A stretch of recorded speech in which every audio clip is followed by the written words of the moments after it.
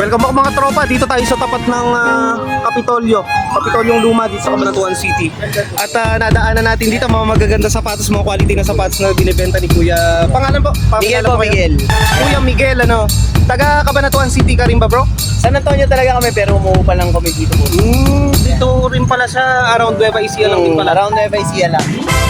Ganda ng mga sapatos. Talagang kapag unang hawak mo pa lang, talagang alam mong quality, ano? Yan, may white. Tapos may LV pa. Yayamanin. Oo, yayamanin. Puntahan nyo na dito. Mabibigla kayo kapag nalaman nyo kung magkano yung price. Ang ganda ng mga ano niya.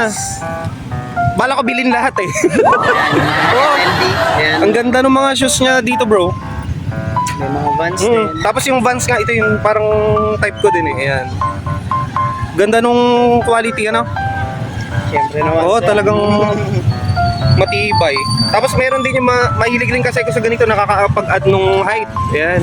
Yeah, mga slides. Mga slides. Ito pa yung iba. Mga Ganda, white no? shoes din. Mga white Louis Vuitton shoes. din eh.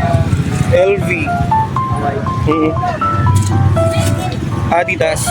Marami ka pa stocks. Ito lang pinipili mo lang din yung mga nilalabas. Ganun. Yung iba po pinipili ko lang din sir. Tapos sa minsan yan, first ako kumuha ng mga ng mga sapatos. Yan. So invite mo sila dito. Dito ka lang sa tapat lagi nung Old Capitol ba dito sa Cabanatuan? Everyday po pagka gabi. Pag Thursday lang din po wala o kaya Monday. Pero pagka everyday po tuwing gabi dito lang ako sa parking lot po. Tsaka sabihin nyo, napanood nyo dito sa Kuya JR TV para ma-acknowledge din kayo. Thank you so much! Thank you. Thank you, thank you.